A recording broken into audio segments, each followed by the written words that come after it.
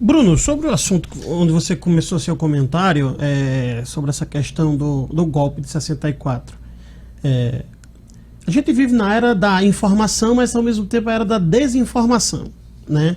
A gente produz num dia mais conteúdo do que a gente produzia em anos. Tem informação circulando de toda forma, de toda ordem. E informação, dizer que uma sociedade produz muita informação não significa que ela produz conhecimento. Então é importante que as pessoas tenham mais atenção naquilo que elas consomem em termos de conteúdo, fontes confiáveis ou não. Porque quando a gente vê alguém defendendo o golpe de 64, mostra claramente um desconhecimento da história ou um entendimento equivocado da história. Porque um regime que matou pessoas, que fechou o Congresso, que perseguiu a imprensa, limitou a liberdade de expressão, não é uma coisa boa. Nada que limite a liberdade das pessoas de uma forma ampla, do jeito que foi feita e sem razão de ser, única e exclusivamente para garantir a hegemonia e o poder, é justificada. Em outros países, quando se fala em ditadura, imediatamente as pessoas rechaçam. A apologia à ditadura muitas vezes é considerada, em alguns países, uma situação absurda. E, infelizmente, no Brasil, a gente tem passado por um momento em que as pessoas estão legitimando determinados regimes, determinados comportamentos. E aí eu estou falando isso, Bruno, porque esse tipo de comportamento tem relação com o que a gente tem visto hoje, com o exemplo que você deu do vídeo do presidente da OMS. Por que eu digo isso? Porque as pessoas fazem um recorte da realidade que para elas é conveniente, muitas vezes, e transformam isso numa falsa verdade, né? Então, a grande questão, o grande mote do que eu estou querendo dizer aqui é que a gente precisa ter muita cautela com os conteúdos que a gente absorve, lê, ouve e assiste. Isso, com certeza, vai influenciar nossa vida enquanto sociedade, vai influenciar na nossa saúde, na nossa postura com relação à política. Então, eu acredito que comemorar o golpe de 64 é comemorar um dos tempos mais obscuros da nossa história. Eu acho, Bruno, que tem que dividir isso aí.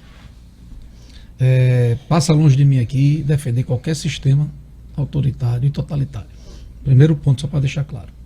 Mas você não pode usar essa palavra golpe de 64. Os livros de história usam. Não, mas tá errado. Tá errado. Não, isso aí é questão de opinião. Isso aí a gente pode debater um dia durante horas, eu e você. Sim. O problema da intervenção militar de 64 foi o que aconteceu depois. Não foi a intervenção em si. A intervenção em si, os militares achavam um propósito e achavam que Jango estava se vendendo à União Soviética e a Cuba.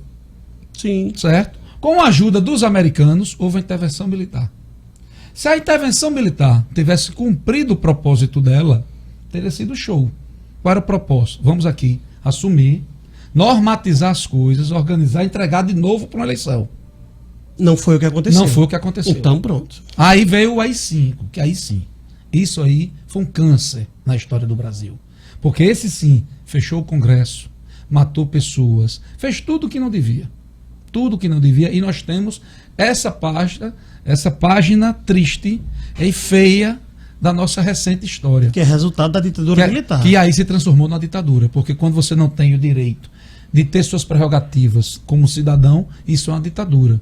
Você pode ter hoje uma ditadura dentro da sua residência. Certo? Então, na minha leitura, eu faço muito bem a distinção desses dois momentos. Não que eu aprove a intervenção de 64. Tá? Fique claro isso. Mas nós temos que distinguir a intervenção militar de 64 e o AI-5 de 69. Bruno, qual a diferença? Como é que você vai dissociar um movimento que foi iniciado em 64 Bruno. E que foi gradativamente sendo produzido o efeito final que foi o AI-5? Porque as nossas instituições continuaram funcionando. O Congresso continuou funcionando. A imprensa continuou funcionando. Ninguém era preso. Tudo bem que ele vem enquanto tinha um carão do militar que estava no poder, mas essas coisas, você tinha o direito de ir e vir. Você tinha o direito de fazer seus manifestos contra aquela postura. Então, durante um tempo, isso funcionou. Qual é o problema de você assumir um poder? Que Deus me livre... Que não seja por vias democráticas. Exatamente. Que Deus me livre que isso volte a acontecer no Brasil. É porque quando você assume o poder, isso até no regime presidencialista e parlamentarista, o nome só é procurar no dicionário, você se sente poderoso. E o poderoso acha que pode tudo, cara. Sendo que ele tem freios.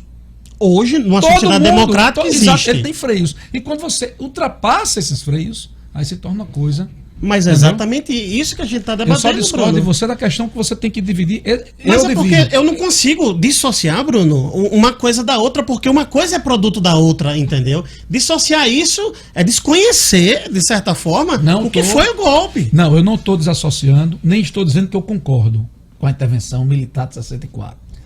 Agora, quando você fala em ditadura, aí você tem que fazer divisão.